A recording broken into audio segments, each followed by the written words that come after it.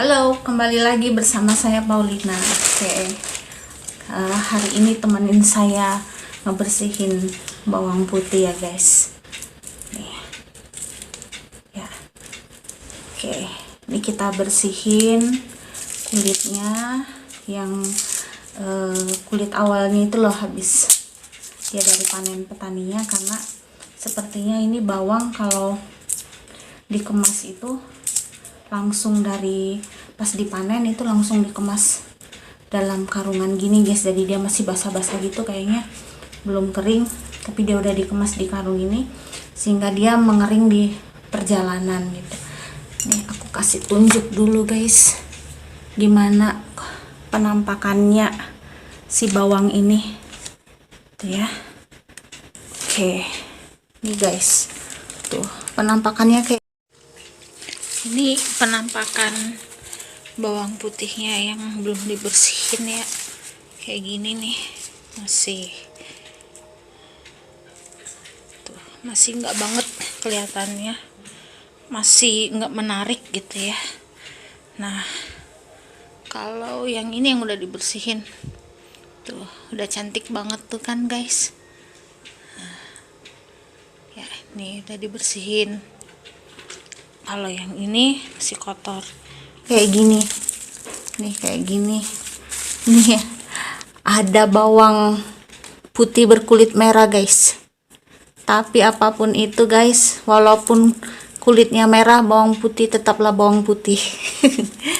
Ya begitulah guys. Oke, kita cari dulu posisi yang enak nih, gimana ya, bentar ya guys. Ya kameranya biar enak gitu loh, biar sambil kelihatan kita lagi ngerjain apa gitu sambil curhat-curhat ya guys.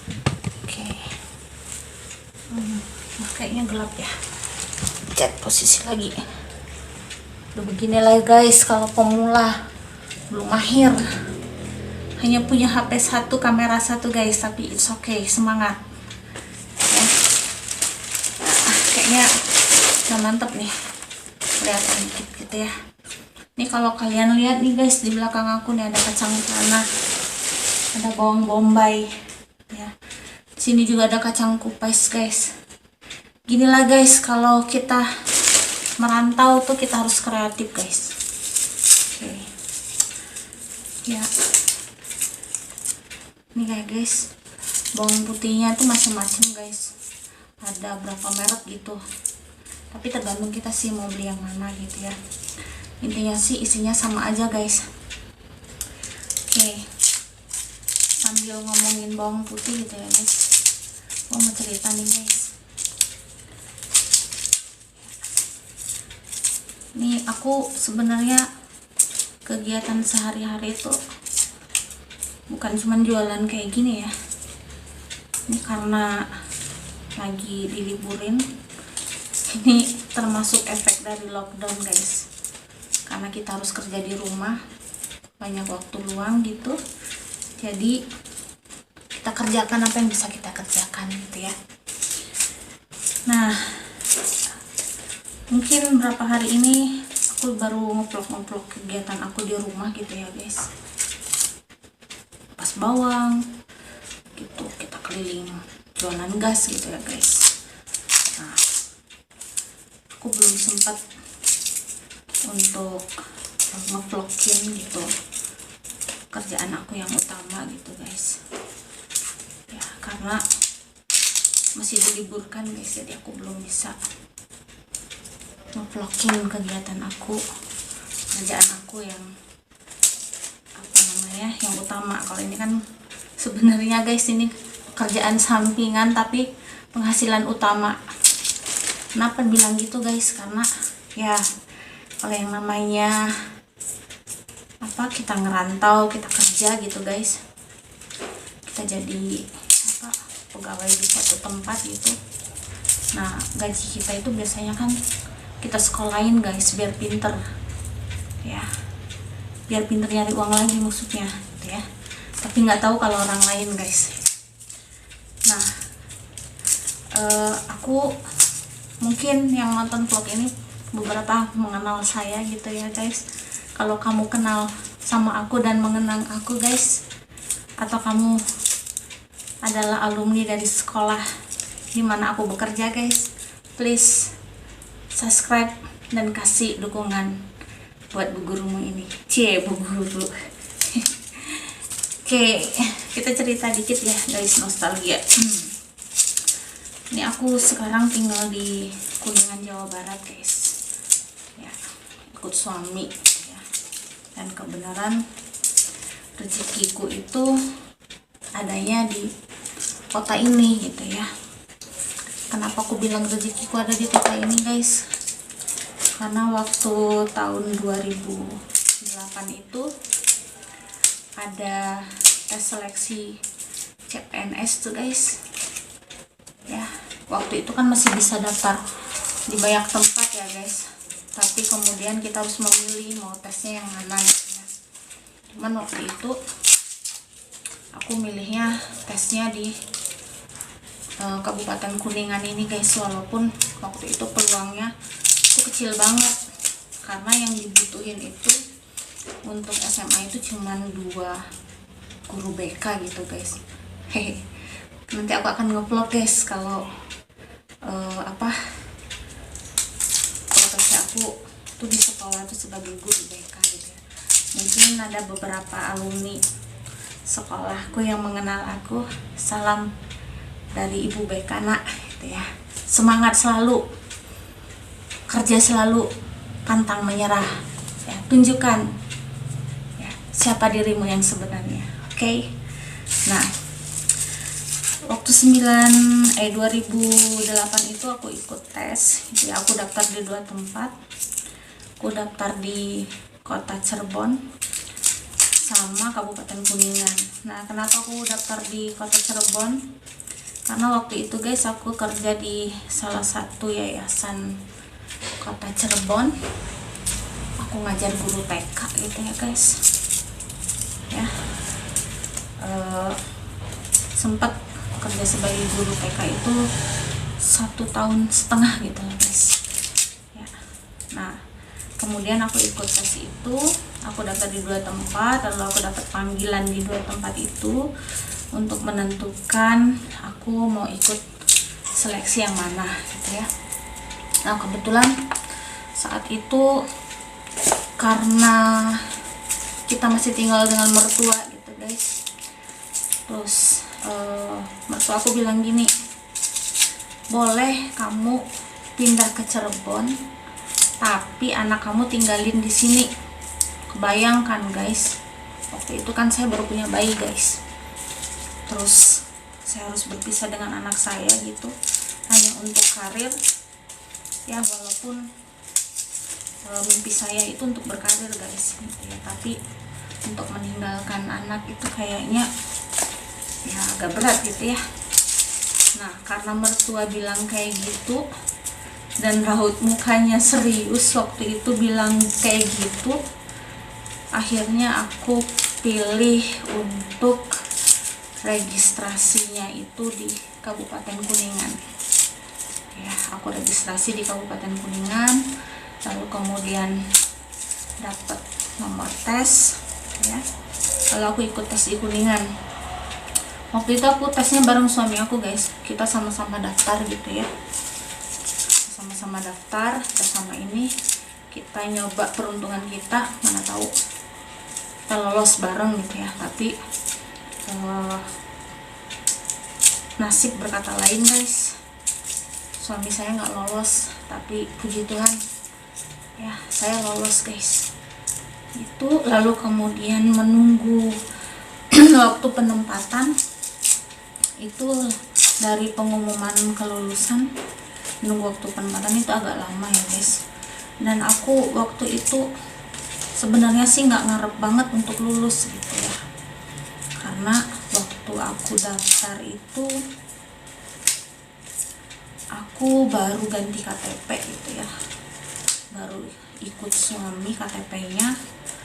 Dan tentunya guys di KTP aku kan tercantum kalau aku itu bukan lahiran Kabupaten Kuningan ya, dan bukan putra daerah gitu guys.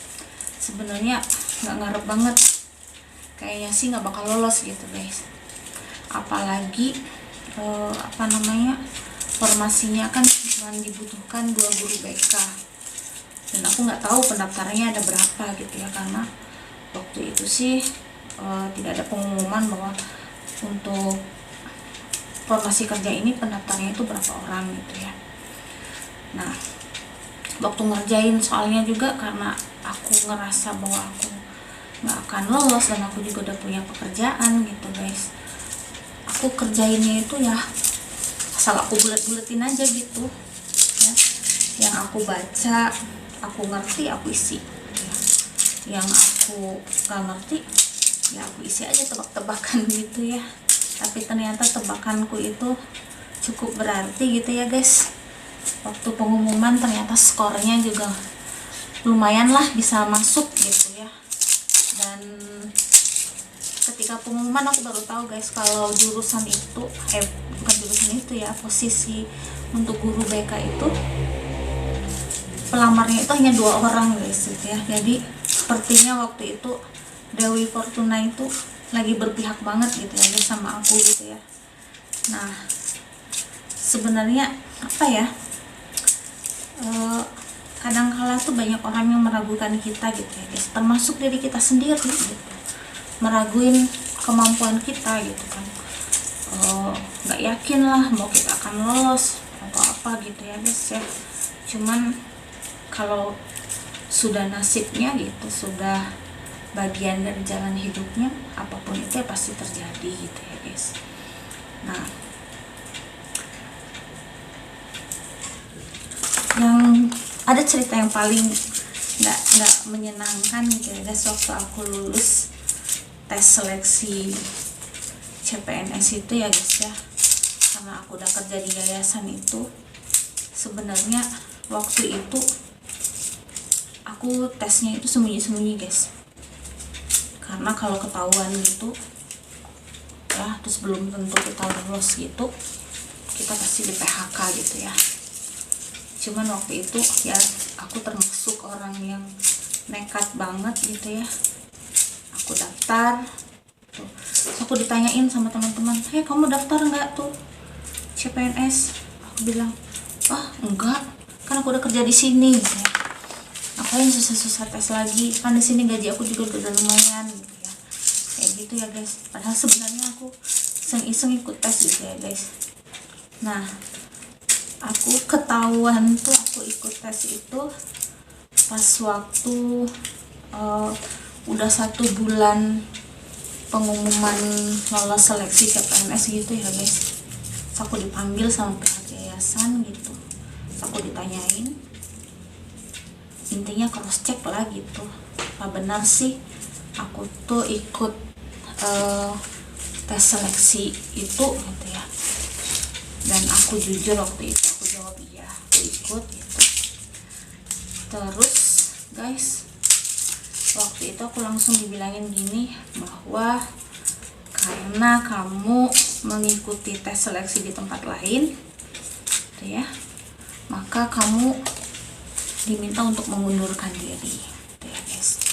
Kebayang ya guys kalau misalnya kalau kita nggak lolos kita diminta mengundurkan diri gitu ya. Tapi ya puji Tuhan, berkat Tuhan gitu ya, saya bisa lolos walaupun diminta mengundurkan diri ya, it's okay gitu ya, karena ada pekerjaan lain yang sudah menunggu. Nah, lalu saya diberitahu waktu itu, kan saya udah kerja tengah bulan tuh guys, sudah tanggal kalau nggak salah tanggal 17-an lah gitu, udah masuk tengah bulan lah pokoknya gitu. Terus saya dibilang kayak gini guys, bahwa bulan ini saya nggak akan dibayar gitu, karena saya diminta pengunduran diri. Per hari itu waktu saya dipanggil, saya dikasih surat pernyataan gitu, dan harus saya tanda tangani dari sementara bahwa menyatakan bahwa saya mengundurkan diri secara sukarela karena saya udah diterima sebagai CPNS gitu ya. Nah, itu juga saya tanda tangani gitu ya guys ya, walaupun sebenarnya saya ditawarkan gitu. Saya disuruh pilih CPNS atau pilih tetap di yayasan gitu ya, karena waktu itu emang gajinya udah lumayan banget ya guys ya, dan aku waktu itu belum tahu kalau CPNS tuh gajinya berapa gitu ya. Nah tapi aku pilih aja CPNS gitu ya, karena itu kan impian semua orang gitu guys, dan sulit gitu loh guys untuk bisa lolos CPNS, dan peluangnya itu nggak datang setiap tahun gitu ya. Oke. Lalu apa namanya, bulan itu saya dinyatakan bahwa saya nggak akan digaji gitu ya guys, karena saya di awal masuk bekerja di sana itu sudah menerima gaji di muka gitu ya guys. Jadi untuk bulan itu saya nggak digaji lagi gitu ya. Nah pulangnya itu siangnya gitu, saya pas pulang kerja, walaupun saya udah bilang saya tetap bertanggung jawab ya guys, saya selesaikan pekerjaan saya sampai akhir jam kerja hari itu. Lalu pas sampai di rumah saya diskusi dengan suami bahwasannya saya sudah mengajukan pengunduran diri karena diminta untuk mengundurkan diri. Nah lalu suami saya bilang gini, karena memang kita di awal memang benar kita udah digaji gitu ya, dan supaya si gaji itu guys apa ya, bahasa umumnya maksudnya berkah gitu loh, atau apa ya disebutnya, halal gitulah guys gitu. Jadi bulan ini saya harus selesaikan bekerja di sana untuk membayar apa namanya gaji yang udah saya terima itu supaya berkah gitu ya. Lalu saya tetap berangkat sampai akhir bulan gitu ya guys di sana ya, dan saya selesaikan semua pekerjaan, saya siapkan serah terima anak-anak asuh saya waktu itu di kelas TKA itu ya, saya pegang TKA kalau nggak salah kelas B itu ya, saya lupa lagi guys, sudah lama banget, udah hampir 10 tahun yang lalu ya. Nah saya selesaikan dulu pekerjaan saya serahkan, lalu kemudian untuk guru yang baru saya kasih tahu bahwa anak-anak yang saya pegang saya asuh di kelas saya itu yang perlu diperhatikan dengan cermat siapa, yang perlu bantuan siapa gitu ya, yang lalu kemudian cara memperlakukan mereka itu bagaimana gitu ya. Nah setelah beres semua itu kemudian saya pamitan, dan setelah pamitan itu guys ada kira-kira kalau nggak salah sekitar 4 bulanan gitu ya saya diam di rumah itu, dan tidak punya penghasilan tentunya karena udah mengundurkan diri, dan CPNS-nya belum ada panggilan untuk penempatan kerja gitu guys. Nah setelah penempatan kerja itu gitu ya, saya dapat SK tuh guys bahwa saya ditempatkan di salah satu SMA itu di Kabupaten Kuningan yang letaknya nggak terlalu jauh dengan rumah kita gitu ya. Jadi saya cukup bersyukur gitu ya, berbangga hati gitu ya, bahwa saya bisa diterima sebagai CPNS menjadi guru BK gitu ya. Dan nggak mudah ya jadi guru BK, tantangannya luar biasa ya guys. Kita harus taklukkan emosi kita ya. Kita harus kesampingkan ego kita ya. Kita harus tetap pasang telinga gitu ya dengan yang mereka ceritain, walaupun sebenarnya nggak sesuai dengan nilai-nilai pribadi saya gitu ya. Tapi ya kita sebagai guru BK profesional ya, kita harus membantu mereka untuk berkembang lebih baik gitu ya. Nah jadi ini ceritanya si bawang ini guys, bagaimana bisa jadi berprofesi kupas-kupas bawang ini tuh karena awalnya itu ya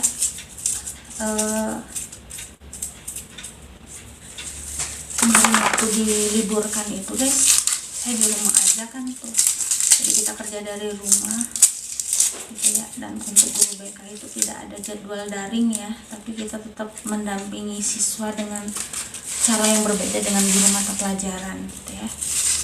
Nah, saya bilang ke suami, saya bete nih di rumah nggak ada kegiatan. Terus kalau daring-daring itu kan guru BK kan enggak gitu ya. Saya hanya memberikan motivasi buat siswa-siswa saya di grup yang kita kelola gitu ya, kemudian menerima keluhan mereka, menyemangati mereka dan sebagainya gitu ya. Tapi ya karena udah biasa berangkat pagi pulang sore gitu, ada di rumah aja, awal-awalnya sih menyenangkan gitu ya, tapi lama-lama bosen juga gitu ya. Nah, kebenaran suami itu diajakin sama temennya gitu guys untuk ini bisnis bawang ini guys gitu ya. Dan emang orangnya emang bakat dagangnya itu betul-betul luar biasa gitu ya guys. Dia bisa tahu peluang apa aja gitu ya, yang bagus, yang apa gitu ya, walaupun dia sambil kerja juga gitu kan. Kalau suami aku kerja di Cirebon ya guys, kerja di salah satu pabrik pembuatan jaring gitu guys gitu ya. Nah, kerjanya kan shifting gitu ya, karena dia bagian supervisor produksi gitu, jadi kerjanya di shifting gitu ya. Jadi dia punya banyak waktu luang di rumah kalau pas lagi shift siang atau malam gitu kan, dia di rumah sendiri tuh guys. Karena saya kan dengan anak, saya berangkat pagi sekolah, anak juga sekolah, jadi kita pulangnya sore. Jadi dia sendiri di rumah karena dia merasa bosan, lalu kemudian dia nyoba-nyoba gitu untuk beralih, bukan beralih ya, bercabang profesi gitu loh guys. Cabang profesi untuk ya menambah-nambah pemasukan gitu guys. Karena kadang manusia tuh banyak mimpi guys, banyak pingin gitu ya. Nah, kalau hanya ngandelin aja dari gaji kita kerja gitu guys, kayaknya semua mimpi kita, semua keinginan kita tuh nggak bakal terwujud gitu guys gitu ya. Nah, jadi karena itu tadi ya guys ya, jadi kupas-kupas bawang gini lumayan buat ngabisin waktu gitu ya, habisin waktu tapi dapat bonus gitu ya. Nah, waktu awal juga yang bikin keterusan nih guys ngupasin kayak gini nih ya, pas awalnya itu kita terima orderan itu banyak banget gitu ya. Kita terima orderan gitu banyak, sebenarnya sih baru satu orang gitu ya, ada satu ibu-ibu gitu yang dia suka jual online gitu ya. Dia share ke teman-temannya ini apa gitu, terus tiap hari dia pengambilan barangnya lumayan gitu ya. Terus akhirnya dari situ ya berlanjut untuk ini gitu, bawang gitu ya. Karena emang bawang ini kan komoditi yang nggak selesai pemakaiannya guys gitu ya. Beda kalau kita jualan pakaian atau apa gitu ya guys, habis orang beli masih awet gitu nggak beli lagi. Tapi kalau ini itu mereka paling juga itu dalam satu rumah itu mereka pakai satu online gitu ya guys untuk 1 minggu gitu ya. Jadi pembeliannya berkelanjutan, apalagi kalau barang yang kita kasih itu kualitasnya itu bagus guys, pasti mereka balik lagi untuk beli gitu ya. Nah, ini ceritanya ya. Nah, kalau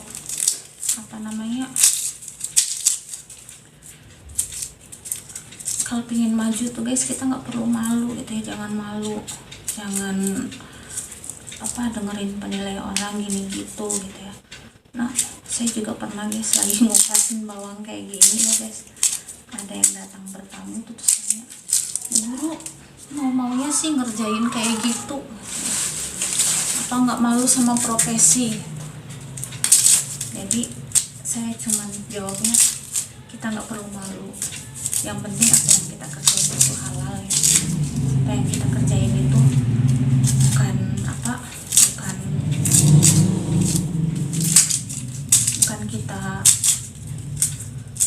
nyusahin orang lain gitu. Terus selagi bukan nyuri, kita nggak perlu malu gitu ya, kita kerjain ya, karena keringat itu nggak mungkin membohongin hasilnya guys ya. Tapi kalau lu kerjain sesuatu apa, hanya berpikir saya nggak mau ngerjainnya, tapi saya mau untungnya aja, itu yang gampang diperoleh ya. Nah itu kadang-kadang hasilnya suka mengingkari kita gitu ya. Tapi kalau emang kita udah usahain, kita udah kerjain, kita udah kerjakan dengan ikhlas itu ya, pasti Tuhan memberkati gitu ya. Pasti adalah hasilnya gitu ya, walaupun tidak sebanyak ya seperti itu gitu ya. Nah, jadi intinya ya, kalau kita merantau itu ya, jangan hanya diam aja gitu ya, nanti nggak bisa pulang kampung loh gitu ya, karena ngandelin aja gaji, belum dipotong buat bikin rumah, potong buat di kendaraan gitu, kalau yang pengen kendaraan gitu ya, habis lah gaji kita gitu kan, boro-boro ada sisa gitu ya, kadang-kadang buat makan 1 bulan aja kurang gitu ya. Tapi kalau kita kreatif, kita ini apapun yang kita mimpikan itu pasti bisa kita wujudkan gitu ya. Intinya dicoba aja dulu, dilakukan gitu. Nah hasilnya nanti lihatnya apakah berhasil atau enggak. Nah kalau nggak berhasil, kita evaluasi lagi, ada apa yang salah, apa yang kurang. Nah seperti itu gitu ya. Nih begini ya guys ya. Nah jadi beginilah ini Kak Paulina, kalau itu ya, kalau dalam ilmu psikologi itu mungkin bisa disebut kepribadian ganda gitu ya, karena tapi enggak lah ya, saya nggak menderita itu ya teman-teman ya. Jadi ini bukan kepribadian ganda tapi profesi ganda mungkin gitu. Oke teman-teman gitu ya, jangan lupa subscribe dan dukung selalu gitu ya. Oke, nanti saya akan cerita, saya akan bagi dengan kalian kegiatan saya di sekolah, tapi tentunya kalau kita sudah boleh beraktivitas lagi di luar rumah ya guys, kita udah boleh masuk kerja lagi gitu ya, setelah pandemi ini berlalu gitu ya. Nah, mari kita sama-sama menjaga diri, menjaga orang dekat kita, menjaga orang di sekitar kita, kita saling menjaga kesehatan ya, saling jaga jarak ya.